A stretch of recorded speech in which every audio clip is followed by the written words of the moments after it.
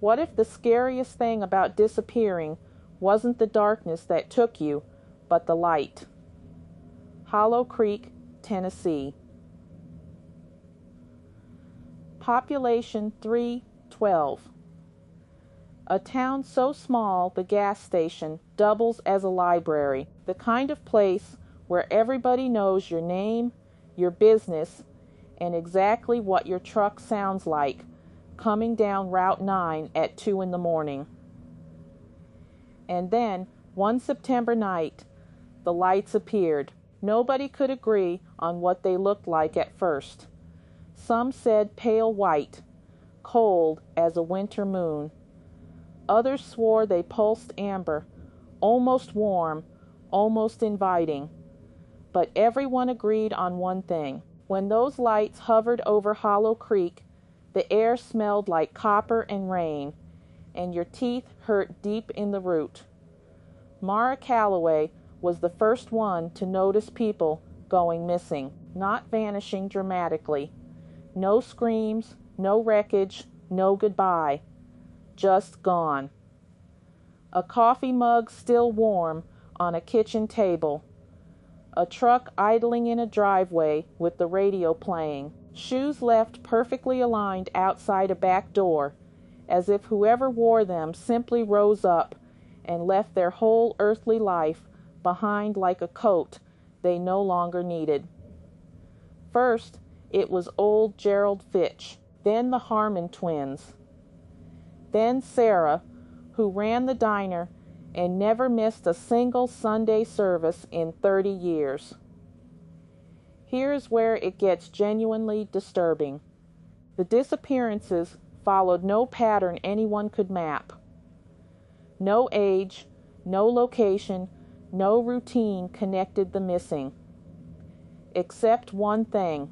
Every single person who vanished had reported seeing the lights up close, at ground level, the night before they disappeared.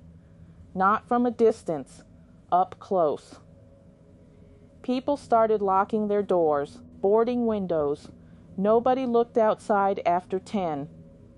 But the lights didn't care about doors. Mara began documenting everything. She pinned a map to her wall, connected locations with red string, interviewed neighbors, recorded testimonies on a beat-up cassette recorder she found in her father's closet.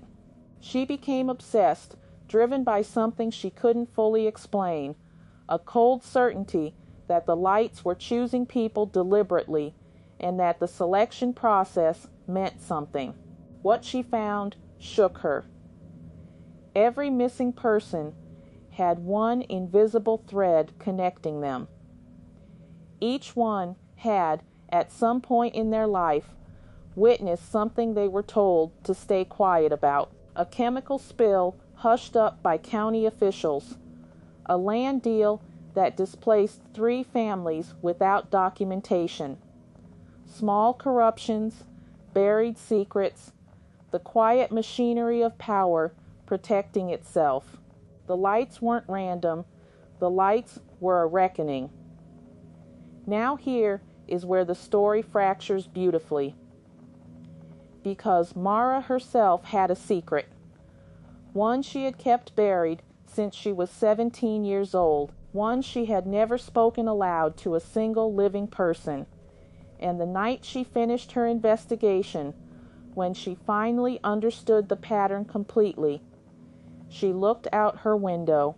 The lights were right there, 6 feet from her glass, hovering, waiting, pulsing amber, almost warm, almost inviting.